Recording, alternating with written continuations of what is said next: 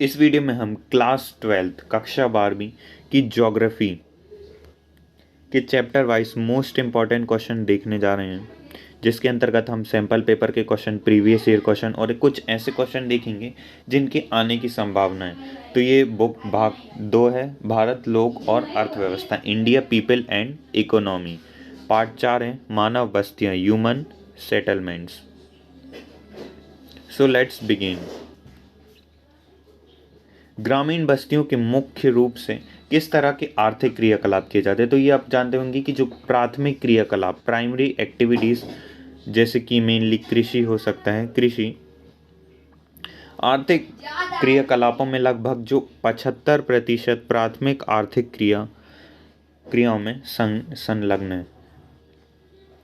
यहाँ कुछ पूछा गया है, ग्रामीण बस्तियों के प्रकार एवं क्षेत्रों को मिलाना है। तो इसको काफ़ी मैंने मैच ही कर दिए होंगे, आप देख सकते हैं डायरेक्टली ये जो सामने का है वही करेक्ट आंसर है। जैसे गुच्छित बस्तियां वो मेघालय और उत्तरांचल में होती, अर्धगुच्छित बस्तियां छत्तीसगढ़, हिमालय की निचली घाटी, मध्य व निम्न गंगा का मैदान। पल्ली बस्तियां गंगा की उपजाऊ जरोड़, राजस्थान। परिक्षिप्त बस्तियां गुजरात के मैदान और पश्चिम बंगाल में। एक अंक के लिए यह प्रश्न एक बार की बस्तियों से संबंधित हो सकता है। यहाँ पे स्पष्ट रूप से मैंने लिख दिया हूँ कि ये जो है आपसे कोई भी एक पूछा जाएगा कि जैसे गुच्छित बस्तियाँ, तो मैंने उससे रिलेटेड भी दे दिया, क्योंकि जो टॉपिक होते उससे और रिलेटेड भी क्वेश्चन पूछ सकते। जैसे प्रीवियस ईयर में ये पूछा गया था कि अर्धगुच्छित बस्तियां कहाँ पे पाई जाती, तो वो पाई जाती छत्तीसगढ़, हिमालय की निचली घाटी, मध्य व निम्न गंगा के मैदानों में। तो ऐसा जरूरी थोड़ी कि हर बार अर्धगुच्छित ही पूछें, वो गुच्छित बस्तियां भी पूछ सकते हैं। तो आपको इन चारों को फोकस करना है, इनमें से कोई एक भी पूछ सकता है, दो भी पूछ सकता है और चारों भी पूछ सकता है इस ढंग से। विकसित होने के समय के आधार पर निम्नलिखित नगरों को हमें वर्गीकृत करना है। तो जो पहला है पाटलिपुत्र, प्राचीन, ये आ सकता है। जैसे जो पटना है वो प्राचीन के समय, पहले किस टाइम का भी विकसित है। हैदराबाद मध्यकालीन नगर, पांडिचेरी आधुनिक नगर है। भारत में नगर की श्रेणी में निम्न में शामिल होने वाली न्यूनतम जनसंख्या की सीमा। तो जनसंख्या 500 व्यक्ति एवं जनसंख्या घनत्व 400 प्रति व्यक्ति किलोमीटर होना चाहिए। महानगर या और मेगा नगर में क्या अंतर है? तो जो महानगर है जहाँ पे 10 लाख से 50 लाख लोग रहते लगभग, और जो मेगा नगर होता है वहाँ पे 50 लाख या उससे ज़्यादा लोग रहते हैं। तो 10 लाख से 50 लाख की जनसंख्या वाले नगर को महानगर तथा 50 लाख से अधिक जनसंख्या वाले नगरों को मेगा नगर कहते हैं। तो एक मेगा नगर के अंदर कई महानगर हो सकते हैं।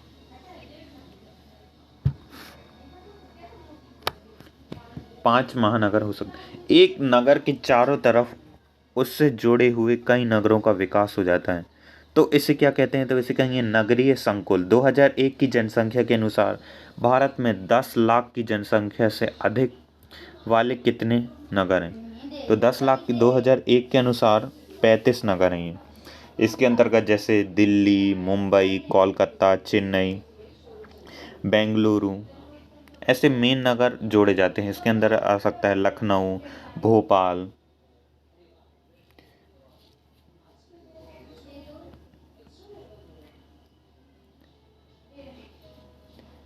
भारत की ग्रामीण बस्ती एवं नगरीय बस्तियों में आधारभूत अंतर स्पष्ट करना। तो ग्रामीण बस्तियों, जो यहाँ के लोग हैं वो जीवन यापन के लिए ज़्यादातर जो गांव के लोग हैं वो प्राथमिक गतिविधियों पर निर्भर रहते हैं, जैसे कृषि, पशुपालन।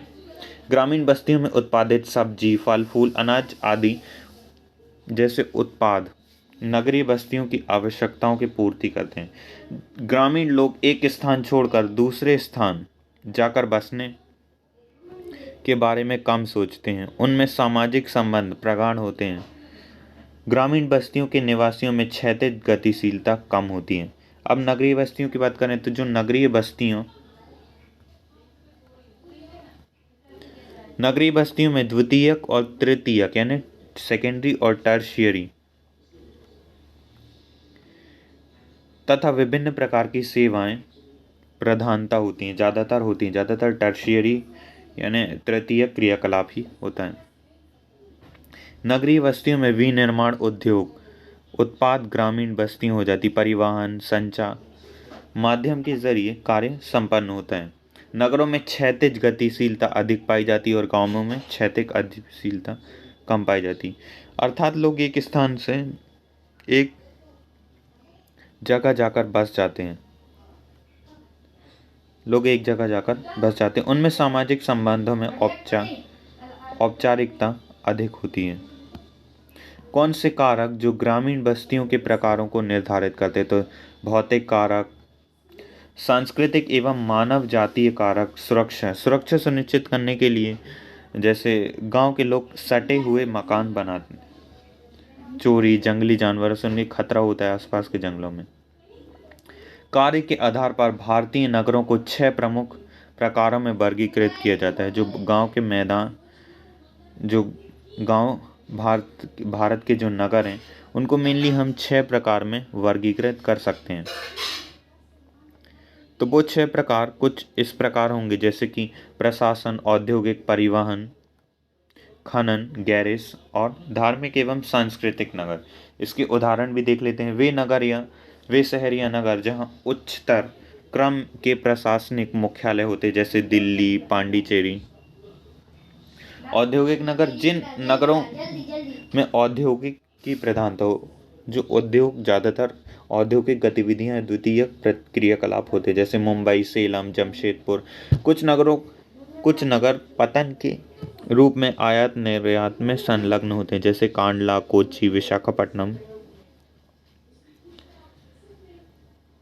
जैसे खनन नगर, जैसे रानीगंज, झारिया, डिगबॉय आदि। गैरिसन, छावनी नगर, अंबाला, मेरठ। धार्मिक नगर, वाराणसी, मथुरा, अजमेर, अवध। अब तो काफ़ी डेवलप हो गया। निम्न तालिका को ध्यान से पढ़िए और प्रश्नों के उत्तर देने। तो यहाँ पे कुछ तालिका दी गई है, ये आया था प्रीवियस ईयर में, इसलिए हमने यहाँ पे लिया है।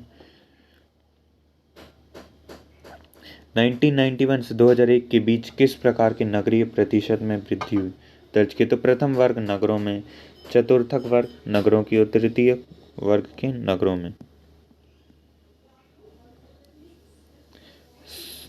यहाँ पे आपको ऑप्शन चूज करना है, करेक्ट ऑप्शन।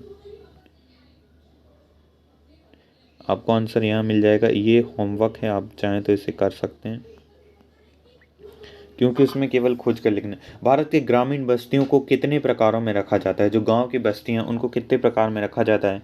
तो हमने शुरू में एक मार्क्स का क्वेश्चन पढ़ा था, जिसमें मैंने कहा था कि 1 मार्क्स में भी पूछा जा सकता है, 2 मार्क्स में भी, 4 मार्क्स में भी। तो वैसा ही यहाँ पे प्रकार पूछे गए हैं। तो हमने शुरू में पढ़ा था भारत की बस्तियों, उनमें से किसी 3 का हमें वर्णन करना। तो बृहद तौर पर भारत की ग्रामीण बस्तियों को 4 प्रकार में रखा जाता है, जिसमें से 3 जिसमें हमें डिस्कस करना है। जैसे अर्धगुच्छित के अलावा गुच्छित होगा एक, तो वो चौथा प्रकार हो जाएगा। गुच्छित बस्तियां, अर्धगुच्छित बस्तियां, पल्ली बस्तियां। और इसके अलावा हमने एक और प्रकार की बस्तियों पर यहाँ पे डिस्कस किया था, ये परिक्षिप्त बस्तियां। तो गुच्छित बस्तियां, अर्धगुच्छित बस्तियां, पल्ली बस्तियां, परिक्षिप्त बस्तियां। तो ये होप आपको ये समझ आया होगा। सो जो हमारा नेक्स्ट क्वेश्चन है वो है पल्ली बस्तियां हैं क्या? ये एक्चुअली इसका मीनिंग पूछ रहे हैं कि है क्या। इसके बाद हम मैप वर्क करेंगे। भारत की किन्हीं 2 क्षेत्रों के नाम बताइए जहां इस प्रकार की बस्तियां पाई जाती है। 2013 में पूछा गया है। मैंने आपको पहले ही कहा, हम प्रीवियस ईयर क्वेश्चन पर भी फोकस कर रहे हैं, स्पेशली प्रीवियस ईयर पर ही फोकस हो रहे हैं। तो वे बस्तियां जो किसी बड़े गांव से अलग छोटे छोटे समूह, जैसे कोई बड़ा गांव है में बस जाती है लेकिन उसी बड़े गांव का ही हिस्सा होती हैं। ऐसी कुछ छोटी छोटी बस्तियां होती हैं जो गांव के आसपास ही बस जाती है। बड़ी छोटी मोटी बस्तियां इसके आसपास ही बस गई, यहाँ पे बस गई। थोड़ा कि ये थोड़ा इससे शहर से अचेज है, जैसे कि फार्म हाउस खोले जाते हैं, फार्म हाउस बनाए जाते हैं, लोग बनाते हैं। तो वो उसी का ही हिस्सा माना जाता है। ये जो बस्ती है ये कोई अलग नहीं है, ये पूरा एक ही माना जाता है, लेकिन थोड़ी दूर बना ली जाती है। उसी बड़े गांव का एक हिस्सा होता है। इन्हें अलग अलग जगहों में अलग अलग नामों से पुकारा जाता है, जैसे पल्ली, नांगला, दाढ़ी, पुखें आदि। तो इसके अलग अलग नाम आप पल्ली के जान गए होंगे। पल्ली, नांगला, नांगला, नागला, पुखें आदि। ये बस्तियां छत्तीसगढ़ एवं हिमालय की निचली घाटियों में पाई जाती हैं। भारत के मानचित्र को निम्नलिखित को दर्शाना है हमें भारत के मानचित्र में। तो भारत का सबसे बड़ा नगरीय संकुल। दूसरा है भारत के प्रमुख मेगा नगर। भारत उत्तर भारत का प्राचीन नगर, एक शैक्षणिक नगर, एक पर्यटन नगर। तो उत्तर मानचित्र में है, तो पहला पूछा गया है भारत का नगरीय संकुल, तो ये है नगरीय संकुल, भारत का नगरीय संकुल। दूसरा है भारत का मेगा नगर, तो ये है मेगा। उत्तर भारत का एक प्राचीन नगर, उत्तर भारत का एक प्राचीन नगर, तो नॉर्थ में यहाँ देखेंगे पटना, प्राचीन नगर। इसके अलावा शिक्षा पर्यटन, तो वो है यहाँ पे इलाहाबाद। कोलकाता एक पर्यटन नगर है। तो आई होप आपको ये समझ आया होगा। So at last thanks for watching the video. Please इस वीडियो को ज़्यादा से ज़्यादा शेयर कीजिए।